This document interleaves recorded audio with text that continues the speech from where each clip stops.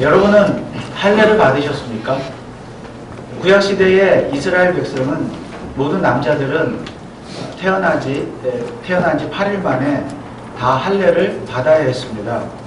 할례는 우리가 아는 대로 남자의 생식기의 끝부분을 잘라내는 의식입니다. 이스라엘 백성이 하나님의 선택을 받은 하나님의 자녀이다, 백성이다 하는 표가 바로 할례였습니다. 그래서 할례는 유대인과 이방인을 구별하는 표시였습니다. 또한 위생적인 목적으로 할례를 행하기도 했는데 단지 육체적인 위생뿐만이 아니라 영적인 위생, 즉 영적으로 하나님 앞에 거룩하고 또 성결하게 살아야 한다는 그 표시가 바로 할례였습니다. 자, 이스라엘 백성은 여호수아의 인도로 요단강을 건너서 드디어 가나안 땅에 들어갔고 지금 길갈이라는 곳에 도착했습니다. 그런데 거기에서 하나님은 이스라엘 백성에게 할례를 행하라고 명령하셨습니다. 오늘 2절 말씀해 보니까 그때에 여호와께서 여호수아에게 이르시되 너는 부싯돌로 칼을 만들어 이스라엘 자손들에게 다시 할례를 행하라 하시매. 그러면 하나님께서 할례를 행하라고 하신 이유가 무엇입니까? 오늘 보면 4절 5절에서 그 이유를 말씀하고 있습니다. 여호수아가 할례를 시행한 까닭은 이것이니 애굽에서 나온 모든 백성 중 남자 곧 모든 군사는 애굽에서 나온 후에 광야 노중에서 죽었는데 그 나온 백성은 다 할례를 받았으나 오직 애굽에서 나온 후 광야 노중에서 난 자는 할례를 받지 못하였습니다.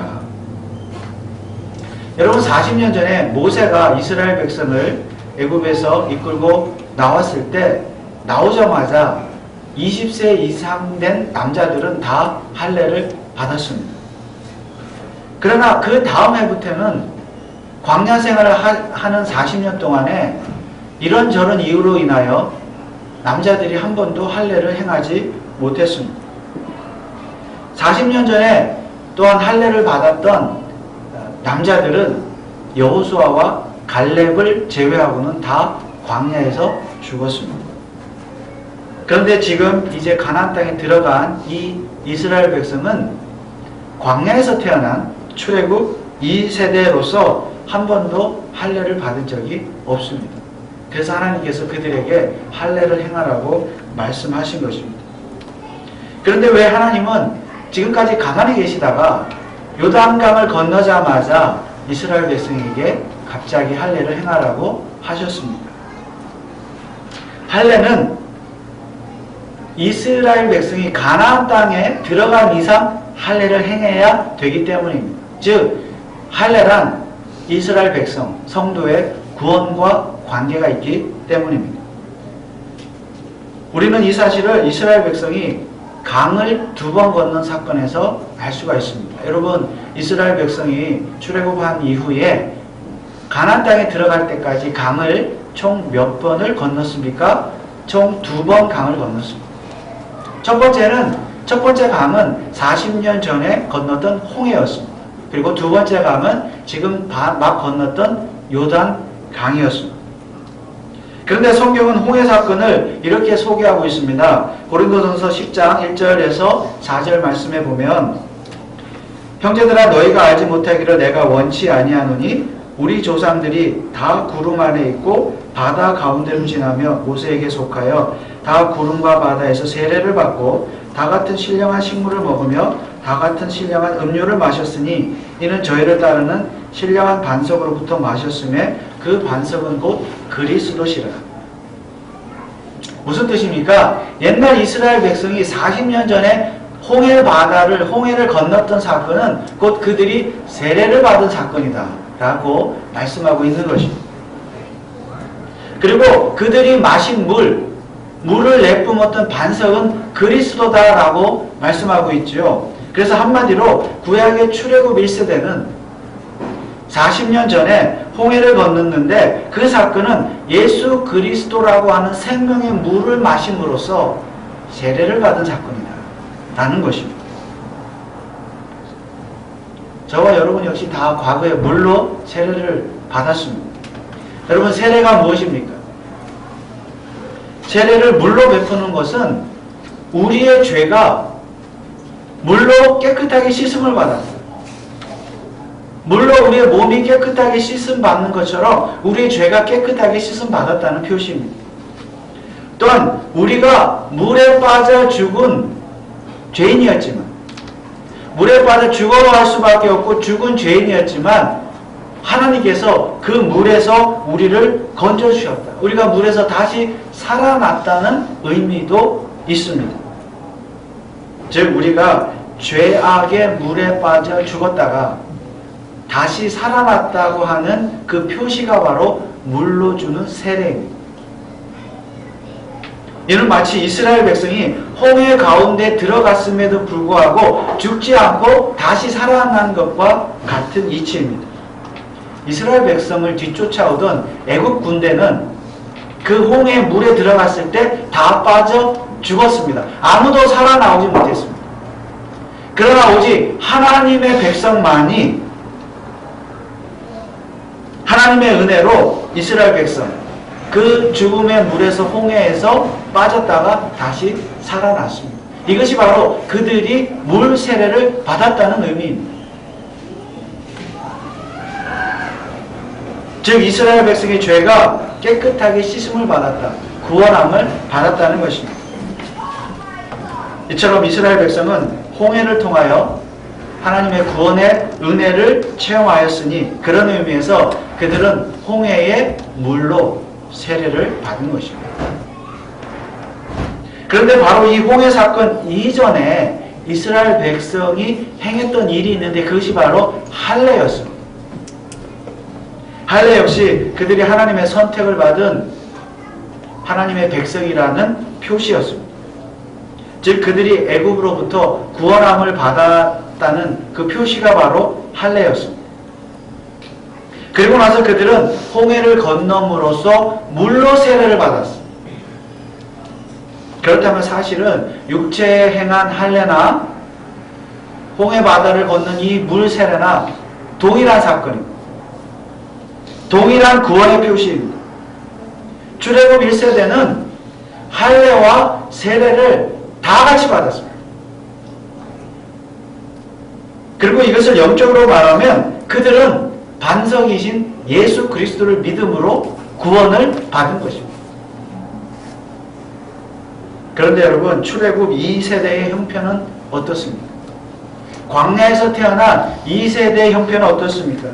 그들은 지금까지 할례를 받은 적이 없습니다.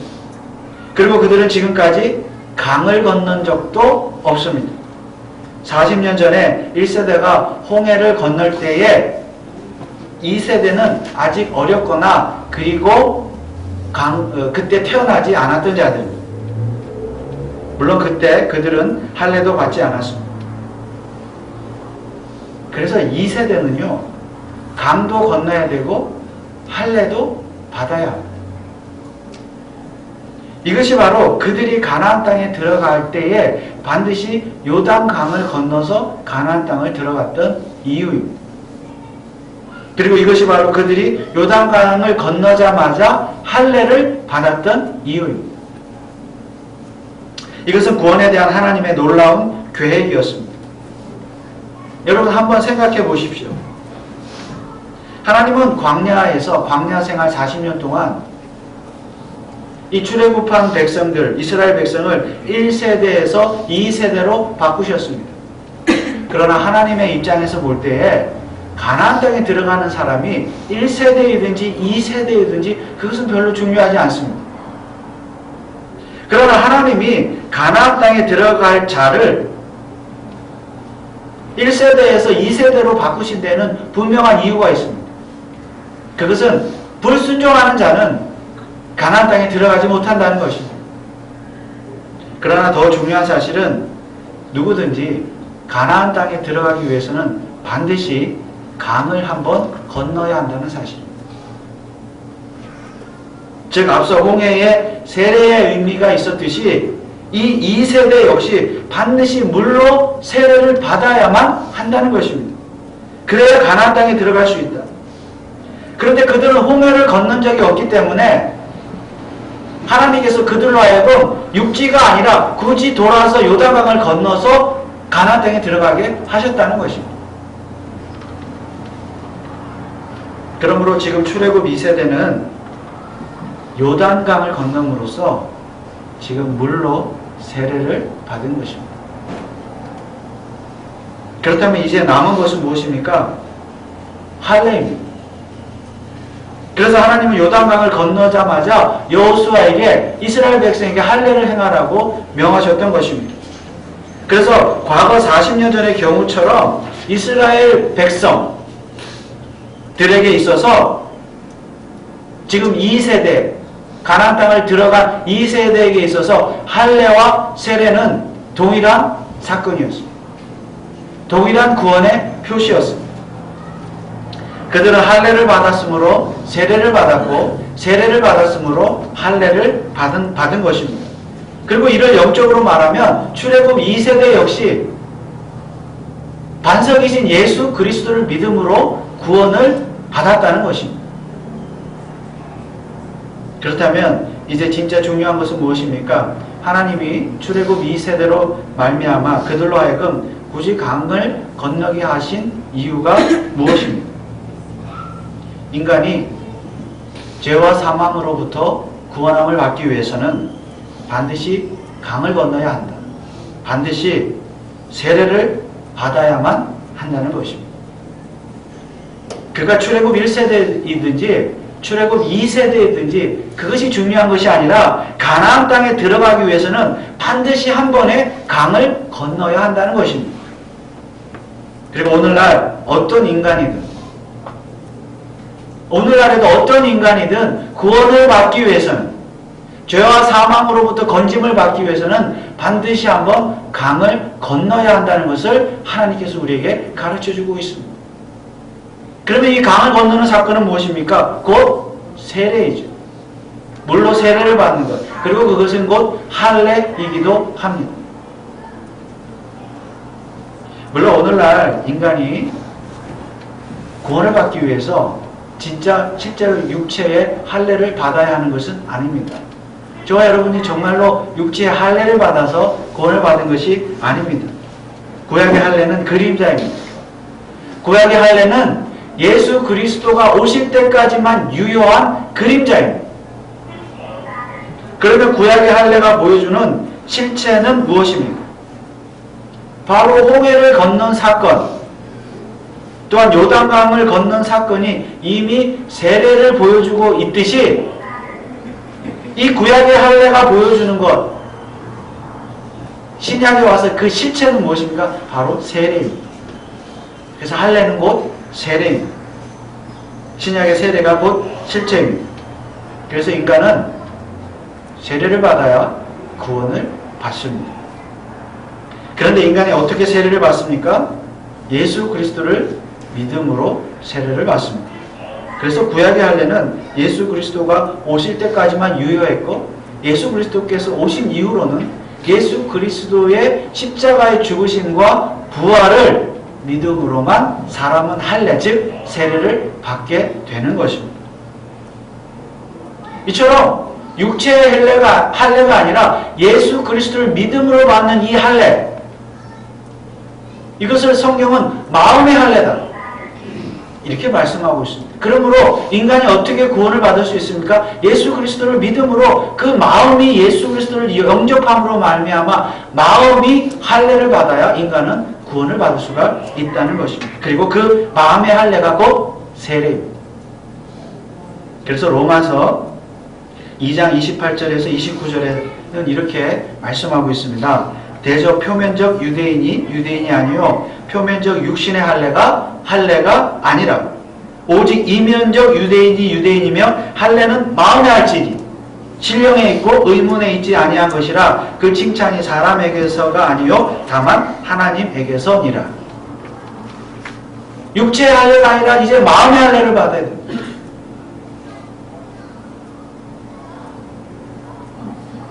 즉 예수 그리스도의 십자가의 피를 믿음으로 말미암아 그 피로 인하여 부패하고 더러워진 인간의 마음이 깨끗이 깨끗하게 씻음을 받는 것이 진짜 육체의 할례다. 이것이 마음의 할례이고 참 세례이다 하는 말씀입니다. 구약시대의 할례는 남자의 생식기의 표피 끝만 잘라내는 할례였습니다. 육체를 잘라내는 할례였어요. 그러나 신약의 할례는 무엇입니까? 육체를 잘라내는 것이 아니라 마음을 잘라내는 할례예요. 마음 전체를 잘라내는 할례. 마음속 깊이 처박혀 있는 그 죄와 부패한 것들, 인간의 타락한 것들, 더러운 것들을 깨끗하게 잘라내는 것, 씻어내는 것. 이 마음의 할례가 진짜 할례인 줄 믿으시기 바랍니다. 그리고 이 진짜 할례를 받아야 인간은 구원을 받습니다. 왜냐하면 죄가 잘라져 나간 이 자리에, 마음의 자리에 비로소 성령님께서 들어와서 거하시기 시작하기 때문입니다. 그리고 이 마음의 할례가 바로 세례입니다. 그렇다면 여러분 진짜 마음의 할례, 즉 세례를 받으셨습니다. 그런데 여기에서 우리가 분명히 알아야 할 것이 한 가지 있습니다.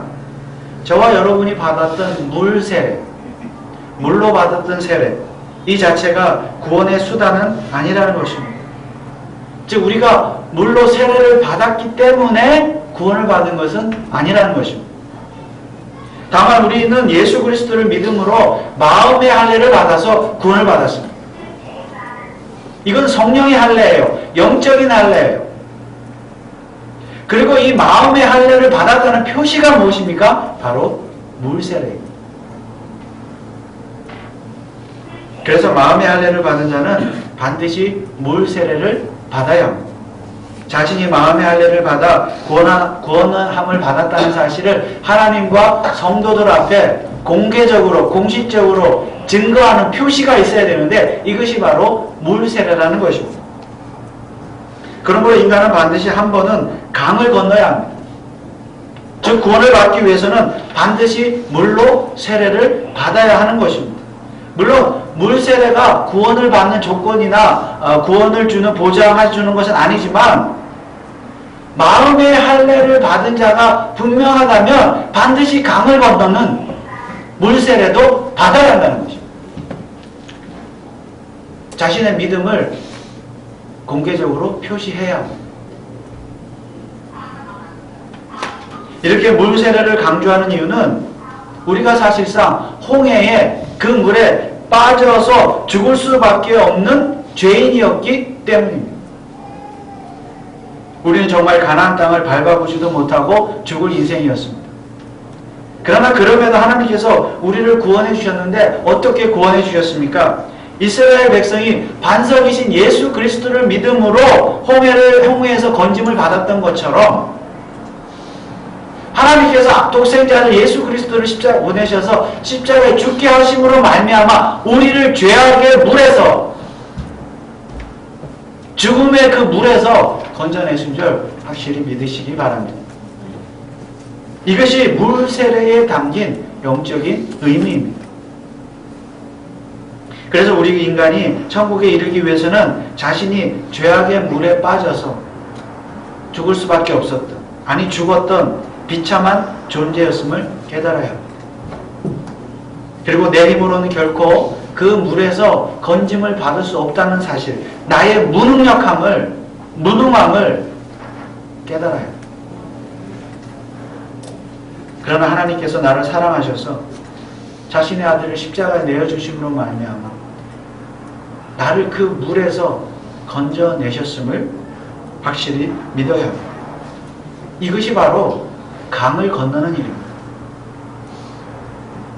그리고 이처럼 강을 건넌 자가 마음의 할례를 받은 자이고 세례를 받은 자이고 구원을 받은 자이고 그 구원의 표시가 곧 물세례입니다. 그렇다면 여러분은 모두 물세례를 받으셨습니까?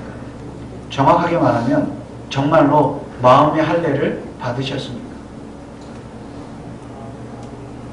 우리가 분명히 마음의 할례를 받았다면, 구원받았다면, 강을 건넜다면 우리는 어떻게 살아야 합니까? 이제 우리는 어떻게 살아야 합니까? 오늘 2절 말씀은 이렇게 시작합니다. 그때 여호와께서 여호수아에게 이르시되, 할례를 행하라고 말씀하실 때 그때에 이르시되, 여러분 여기서 말하는 그때는 언제입니까? 대답은 1절에 나와 있습니다. 1절 말씀을 보시면, 요단 서편의 아모리 사람의 모든 왕과 해변의 가나안 사람의 모든 왕이 여호와께서 요단물을 이스라엘 자손들 앞에서 말리시고 우리를 건네셨음을 듣고 마음이 녹았고 이스라엘 자손들의 연고로 정신을 잃었다. 가나안 땅에 살고 있던 원주민들이죠. 이 원주민들이 이스라엘 백성이 요단강을 건너온 사실을, 길갈에 지금 이제 있다는 사실을, 소문을 듣고 사실을 알고 다 소위 마음이 쫄았다는 것이죠. 두려워했다.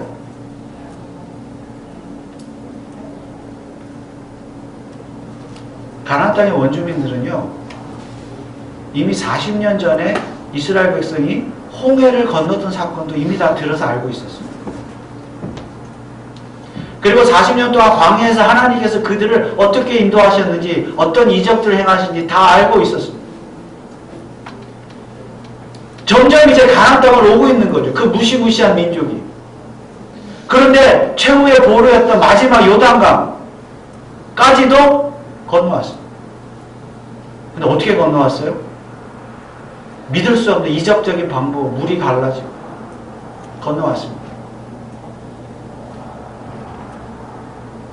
그래서 원주민들은 이제 꼼짝없이 죽게 생겼다고 두려워했습니다. 아, 이제 우린 다 죽었구나.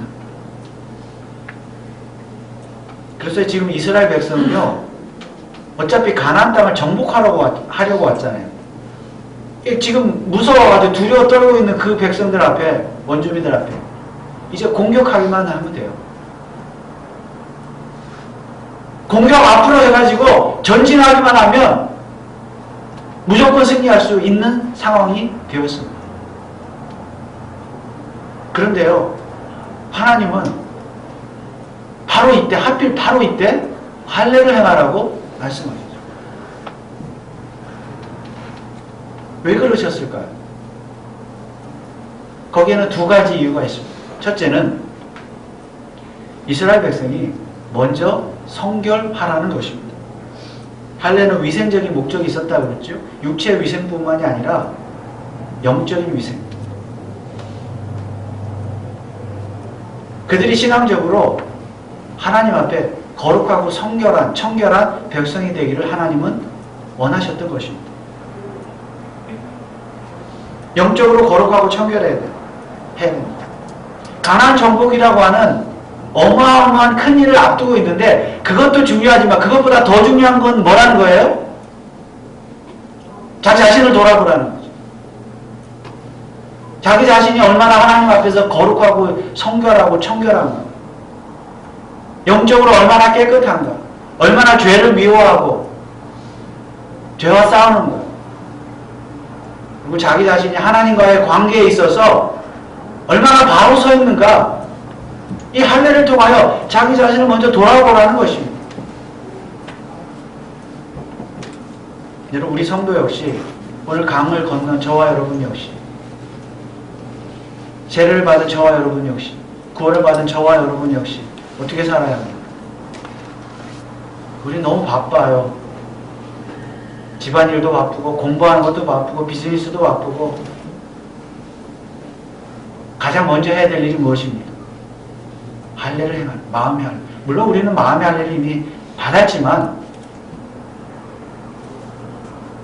가장 중요한 것은 내 자신을 돌아보면서 하나님 앞에 나는 거룩한가, 청결한가, 하나님과의 나의 관계가 바로 설정되어 있는가. 이것 없이 가나안 정복 아무 의미가 없다는 것입니다. 두 번째 이유는 무엇입니까? 정말 이스라엘 백성이 하나님만 믿고 의지하고 순종하라는 것입니다. 여러분, 남자들이 할례를 받으면 며칠 동안 잘 움직이지 못하잖아요. 며칠 동안 회복의 시간이 필요합니다. 그런데 여러분, 가나안 이 원주민들이 이 사실을 알면 어떻게 할까요? 그들이 지금 두려워 떨고 있었다 그랬죠. 근데 이스라엘 남자들이 할례를 행하고 움직이지 못한다? 이때다 싶어서 공격해 오지 않겠습니까? 그러면 이스라엘 백성은 제대로 공격도 못하고 방어도 하지 못한 채 다 패배하고 말 것입니다. 그래서 할례를 행하지 않고 사실은 이스라엘 백성이 먼저 공격하면 이기는 거예요. 그런데 하나님은 하필 이때 할례를 행하라고 말씀하시고, 그런데 이스라엘 백성은 즉시 순종했습니다. 여러분, 만약에 저와 여러분 같으면 어떻게 하셨겠습니까? 지금은 공격할 때인데, 지금 공격해야 되는데, 그래야 이길 수 있는데, 아니 왜 하필 지금 할례를 행하라고 하십니까? 하나님 참 이해할 수 없는 하나님이라고, 앞뒤가 꽉 막힌 하나님, 답답한 하나님이라고 우리라면 불평하지 않았을까요? 하나님께 원망하지 않았을까요? 또한 설령 할례를 행한다 할지라도 우리는 아마도 계속 불안해했을 것입니다. 이 남자들이 지금 움직일 수가 없는데, 제대로 싸울 수가 없는데, 야 지금 쳐들어오면 어떡하지? 지금 이때 이 가나안 원주민들이, 이방 족속들이 쳐들어오면 어떡하지? 여러분 불안해하지 않았을까요?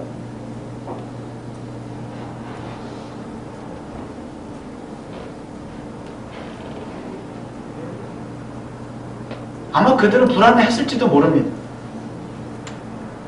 여러분 우리가 인생을 살아가면서 불안해하죠. 불안해할 때 있죠. 불안해하는 이유가 무엇입니까? 염려하고 근심하는 이유가 무엇이죠? 지금 상황이 이런데 왜 이렇게 내 뜻대로 안 되지? 하나님이 왜 나에게 이런 일을 허락하시고, 왜 상황이 이렇게 될까? 내가 계산할 때는 내 생각으로는 이게 아닌데, 도대체 하나님의 뜻이 무엇이지? 우리는 하나님의 뜻을 알지 못하고 하나님의 어떤 방법을 알지 못하기 때문에 두려워하고 불안해하는 것 아닙니까? 그러나 이스라엘 백성은, 할례를 행한 이스라엘 백성은 전혀 불평하지 않았고 하나님 말씀에 그대로 순종했습니다. 그리고 또한 전혀 불안해하지도 않았습니다.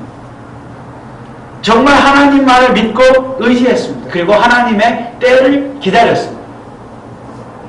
오늘 8절 말씀을 볼까요? 온 백성에게 할례 행하기를 피라며 백성이 진중 각 처소에 처하여 낫기를 기다릴 때에, 기다려야 돼요. 낫기를 기다려야 돼요. 그리고 불안해하지 말아야 돼요. 왜냐하면 하나님께서 하나님의 때, 하나님의 방법으로 일하실 것이기 때문입니다. 그리고 실제로 이들이 기다리는 동안, 낫기를 기다리는 동안 원주민들이 쳐들어왔습니까? 아니요. 하나님이 지켜주셨습니다. 그들이 쳐들어오지 못하도록 지켜주셨습니다. 그들은 불안해하지 않고 하나님만을 믿고 마음 편안하게 낫기를 기다렸습니다. 그리고 때가 되면 공격했습니다. 여러분의 인생에 조급함이 있고 불안함이 있습니다. 도대체 하나님 왜 나에게 이런 일들이 일어나게 하시는지 하나님을 이해하지 못하고 하나님을 원망하십니다. 하나님의 대답은 서두르지 말라. 조급해하지 말라. 불안해하지 말라. 그리고 나를 믿으라. 그리고 기다리라. 이것이 하나님의 대답입니다. 그래서 지금 우리가 도대체 말이 안 되는 상황에 처해 있다 할지라도 우리의 계산으로 계산할 것이 아니라 하나님의 때를 기다리고 인내해야 합니다. 하나님만을 믿고 순종하며 의지해야 합니다. 전쟁을 내 마음대로 할 수 없는 것처럼 우리의 인생도 내가 마구 덤빈다고 해서 내 마음대로 되는 것이 아니라는 거 우리가 너무나 잘 알고 있습니다. 그럼에도 불구하고 우리는 항상 조급해요. 서둘러요. 불안해요.